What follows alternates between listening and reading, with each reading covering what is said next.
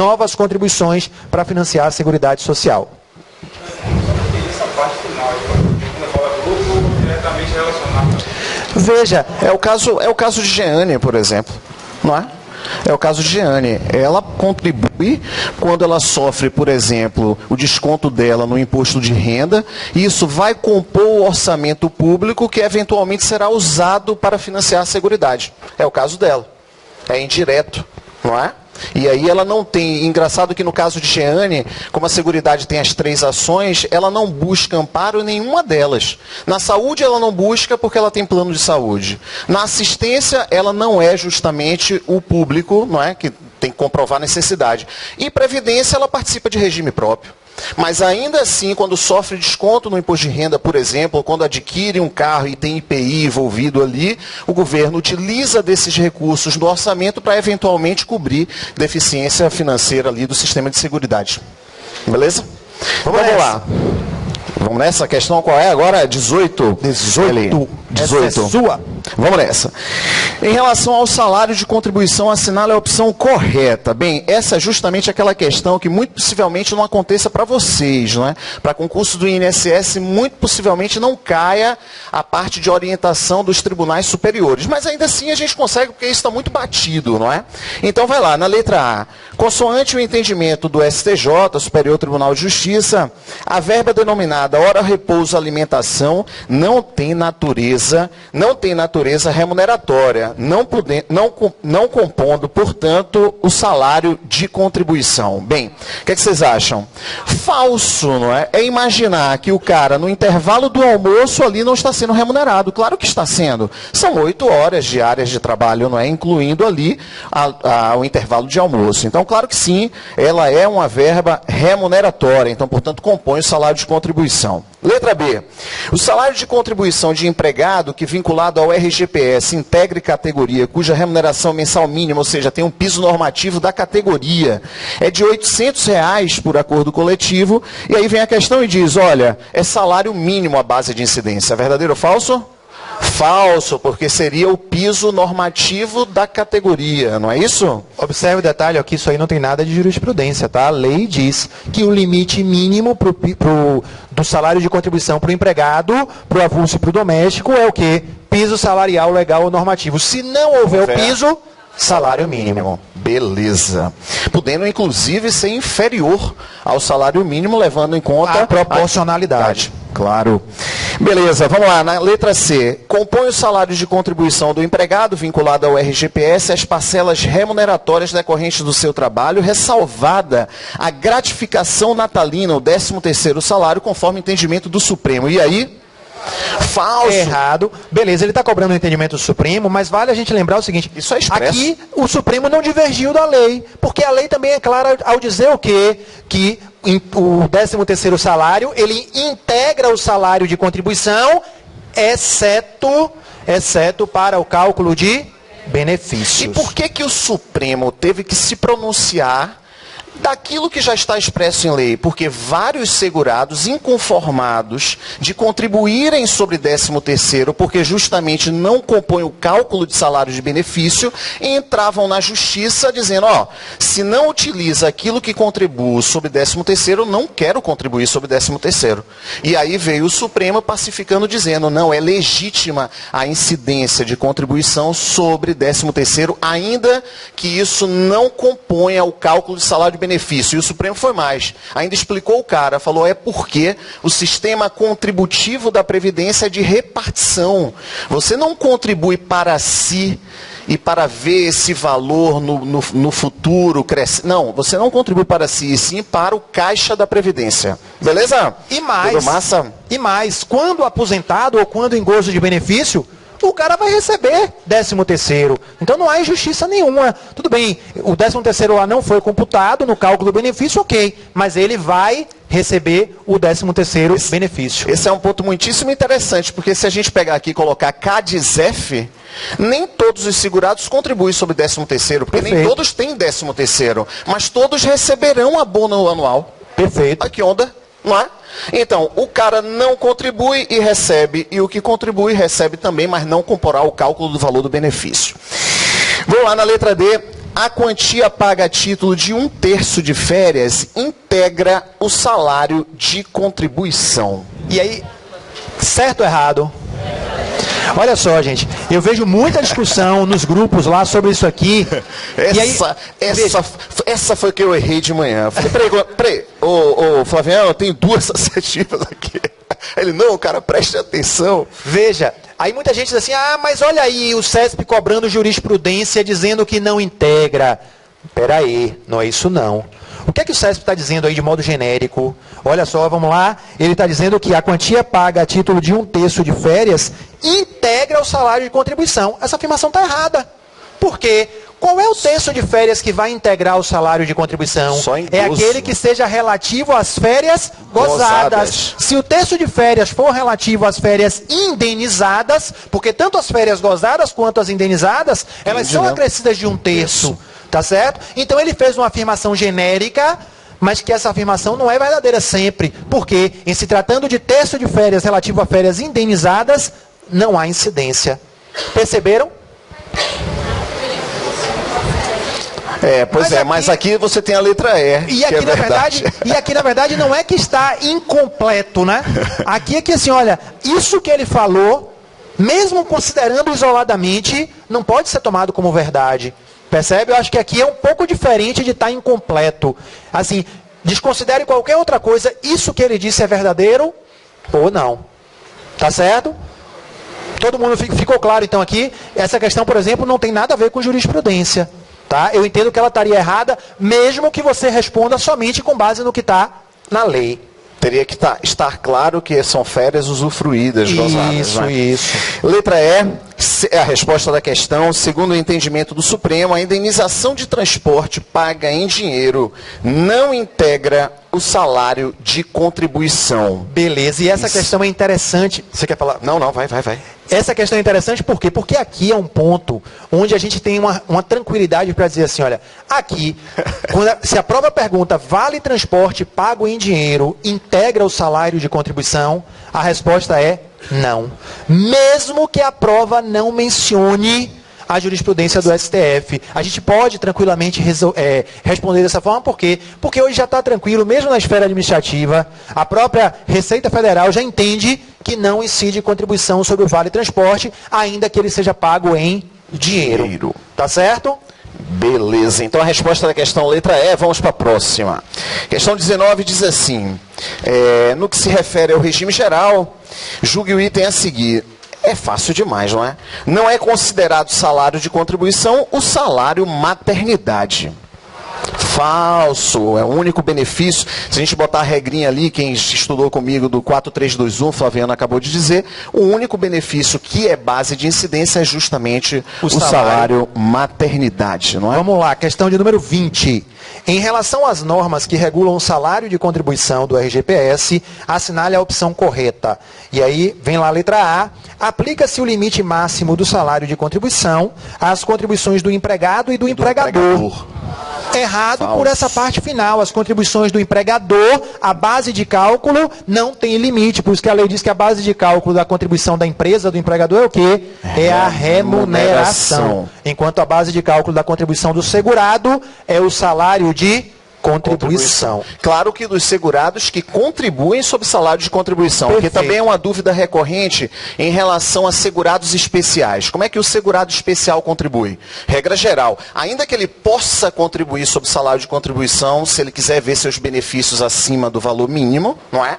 Mas, em regra geral, ele contribui sobre o quê? Sobre a receita bruta da comercialização da sua produção. Não há limite. Não há limite. Então, aqueles 2,30% ou os 2,10% incidirão sobre a receita bruta. O cara, ele é muito produtivo, tem 4 módulos fiscais e vende ali a sua produção por 2 milhões. Beleza, 2% sobre 2 milhões, não há limite. Esse limite é somente em relação ao segurado que contribui sob salário de contribuição. Beleza? Tudo massa? Bem, então vamos nessa. Vai lá, Flaviano. Pulamos a letra B. Vamos lá na letra C. Tranquilo, as parcelas de natureza remuneratória integram o salário de contribuição, mas não o salário maternidade, que tem natureza indenizatória. Está errado, a gente já viu. É uma repetição. O 13º salário integra o salário de contribuição, inclusive para o cálculo de benefício. Errado. Falso. Uma outra forma que essa questão aparece também diz assim: o 13º salário integra o salário de contribuição para todos os fins. Errado, exceto para o cálculo de benefício.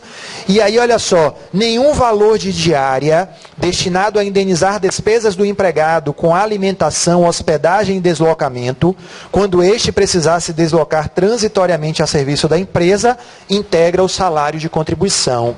Isso aí está errado, porque nós sabemos que as diárias, aquele valor fixo pago pelo empregador ao seu funcionário, que tem que viajar, passar alguns dias fora do seu local habitual de trabalho, a diária, quando ela excede a 50% da remuneração, ela integra o salário de contribuição. Tudo certo? Então a letra B, vamos lá? Vamos lá na letra B. Conforme jurisprudência do STJ, incide contribuição previdenciária sobre o valor relativo às férias gozadas durante a vigência do contrato de trabalho, com exceção do terço constitucional de férias, dada a sua natureza indenizatória. Aí Veja, jurisprudência. Jurisprudência, uma questão como essa, em tese é possível, ela está aí direitinho explicando, que é a resposta com base na jurisprudência. A gente sabe que para o STJ, não importa se as férias foram gozadas ou indenizadas, o STJ entende que não há incidência de contribuição sobre o adicional de um terço de férias. Flaviano, só para complementar, por exemplo, tem uma outra verba que também é entendimento do STJ, que é essa aqui, não é? Quando um segurado empregado, não é? Ele vem trabalhando e fica incapacitado para o trabalho temporariamente, então tem o primeiro dia do afastamento, não é isso? E ele vai começar a receber benefício por incapacidade, aqui normalmente o auxílio-doença, a partir do 16º dia, não é verdade? Beleza. E esses 15 primeiros dias aqui são pagos por quem? Pela empresa, ou seja, ele é remunerado integralmente pela empresa correspondente aos 15 primeiros dias. Pois então, em relação à lei, esses 15 primeiros dias aqui, ele é, não é? Vou botar no singular, salário de contribuição. Mas a STJ diz que não. Parecidíssimo com um terço de férias. Bem, mas eu ainda bato na tecla de que eu acho que isso não será objeto da nossa prova, ok? Mas, enfim, é uma coisa muito batida, costuma cair em prova, fácil de acertar. Lei é salário de contribuição, STJ não é. Um terço de férias, lei é salário de contribuição, STJ não é. Não é isso? Então vamos nessa. Flaviano, a gente agora parte para questões relativas a benefícios, não é isso? Vamos lá. Só relativa à salário de contribuição. A questão da participação você paga no máximo 2 vezes por ano no período de treinamento civil. Semestre civil. Semestre. Semestre. Poderia ser, então, por exemplo, Semestre civil. 2 vezes no ano. em junho e em julho, que seriam 2 meses seguidos, mas semestre civil diferente. Poderia ser. E aí não custaria. Não custaria. Vamos nessa.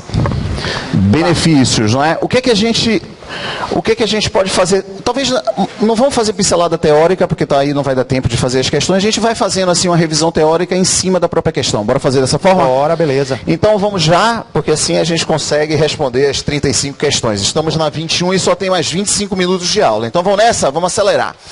Pedro, questão 21. Pedro, segurado da Previdência Social, foi dado como incapaz e insuscetível de reabilitação para o exercício de atividade que lhe garanta a subsistência. Nessa situação, tendo sido cumprida a carência exigida, Pedro terá direito à aposentadoria por invalidez após o gozo de, no mínimo, 2 anos de auxílio-doença. Verdadeiro ou falso? Falso. Na definição da aposentadoria por invalidez é importantíssima essa passagem. Não é pressuposto ter recebido auxílio-doença previamente.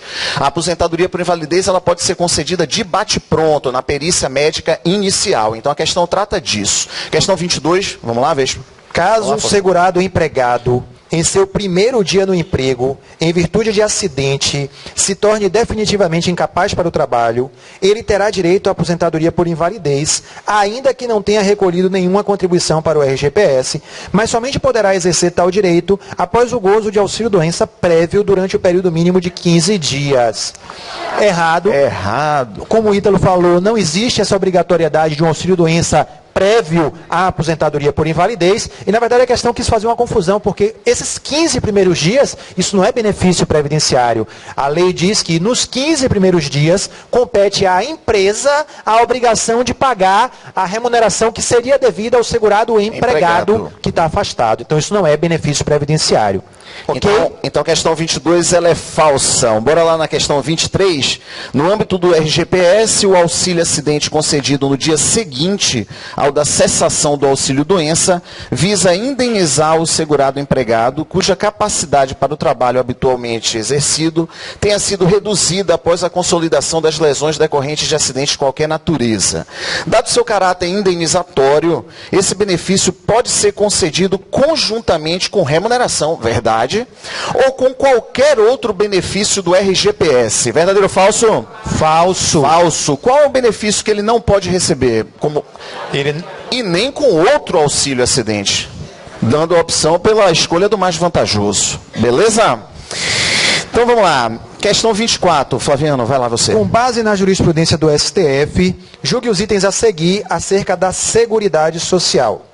Apesar de a emenda constitucional número 20 de 98 ter estabelecido o limite máximo para o valor dos benefícios do RGPS, esse teto não se aplica ao salário maternidade da segurada empregada, devendo o valor do benefício, nesse caso, corresponder à integralidade da remuneração da empregada e cabendo à Previdência Social o seu pagamento, salvo no tocante à prorrogação por 60 dias da licença maternidade, cujo pagamento ficará a cargo do empregador. Vamos lá. E aí, verdadeiro ou falso? A questão está errada, mas importante é a gente entender o porquê. Porque existem duas razões, existem dois erros aí.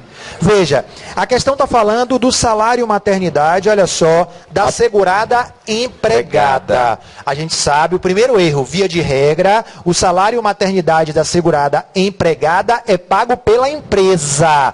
E aí a questão está dizendo que é pago pela Previdência Social. Essa regra tem exceção? Tem. No caso da funcionária do MEI, do microempreendedor individual. E no caso da adoção. No caso da adoção, o salário maternidade, mesmo sendo segurada empregada, nessas duas hipóteses, seria pago diretamente pela Previdência Social. Só que a questão tem outro erro. Por quê? Porque ela está se referindo aí ao limite que foi introduzido pela emenda constitucional número 20. Que limite é esse? Não é o teto do RGPS de 4.600 e pouco. É o limite que está lá previsto no artigo 248 da Constituição, que é o subsídio do ministro do STF. Então, o salário maternidade da segurada empregada e da trabalhadora avulsa, embora ele não se submeta ao teto do RGPS, ele fica limitado ali ao subsídio do ministro do STF. Ok? Então a questão está errada por essas duas razões. Primeiro, porque ela afirma que o salário maternidade da empregada não se submete a esse limite, o que não é verdade. E segundo, porque ela afirma que o salário maternidade seria pago diretamente pela Previdência, o que também não é verdade. A prorrogação de 60 dias, veja só, não é benefício previdenciário, tá certo? É apenas uma licença trabalhista. Isso aí vai ser bancado pela empresa, isso para aquelas empresas que sejam optantes pelo chamado programa Empresa Cidadã. Aí a empresa vai pagar a remuneração que seria devida à funcionária durante esse período de 60 dias, e esse valor, isso não é benefício previdenciário, então a empresa não vai deduzir isso de contribuição previdenciária, ela vai acertar isso lá com imposto de renda. Imposto de renda. Ok? Salário maternidade pago pelo RGPS é 120 dias. Ok? Vamos lá. 25. Vai lá você. Contando com a participação de representantes da sociedade civil e do governo, o Conselho Nacional de Previdência Social, órgão superior de deliberação colegiada, é exemplo do caráter democrático e descentralizado da administração da Seguridade Social no Brasil. E aí, certo ou errado? Certo. Ora, o que a questão fez aí foi linkar, é uma coisa que o CESP gosta de fazer, linkar determinadas situações previstas na legislação com um princípio constitucional, tá certo? Então, de fato, está lá como princípio da Seguridade Social, esse caráter democrático e descentralizado. E como é que eu posso observar isso? Na composição paritária de um órgão como o Conselho Nacional de Previdência Social. Então, sem dúvida, isso é, digamos assim, essa composição é reflexo desse princípio. São 15 membros, não é? 6 do governo, 3, 3, 3, não é? 3 das empresas, 3 dos trabalhadores, 3 dos aposentados. Quem é que nomeia? Presidente da República. Os membros da sociedade, os representantes da sociedade têm mandato de 2 anos. Ok? Beleza.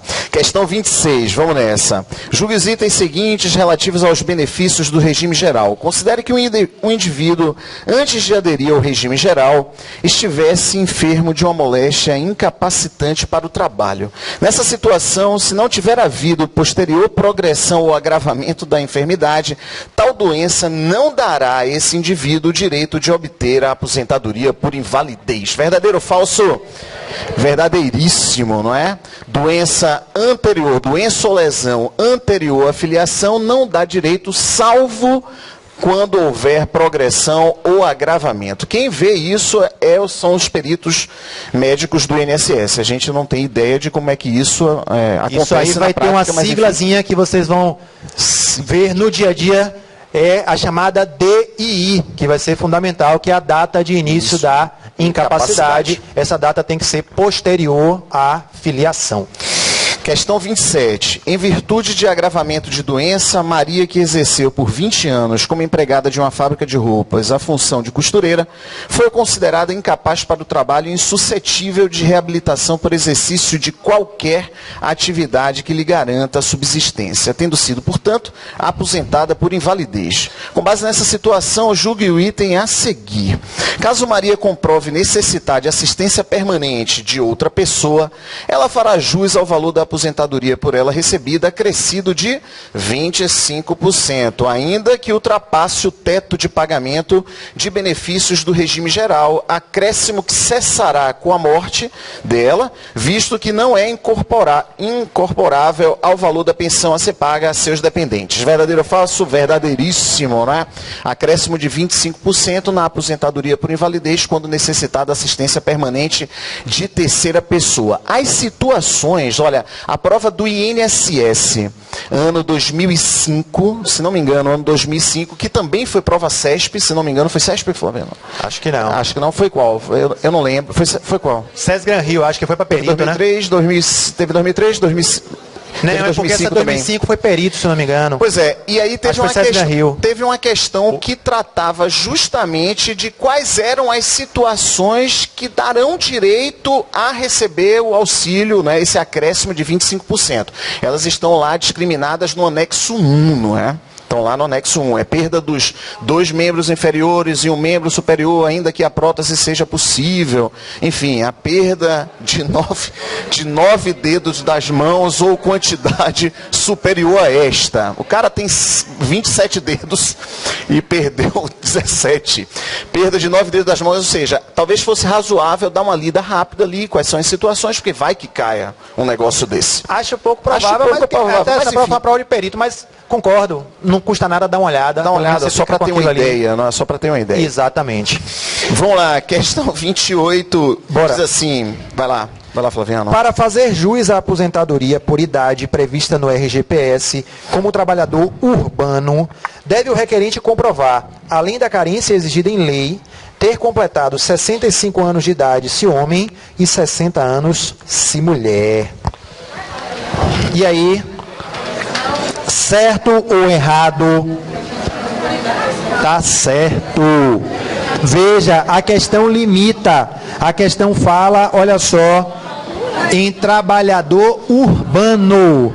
Para o trabalhador urbano, de fato, 65 anos de idade para o homem, 60 anos para a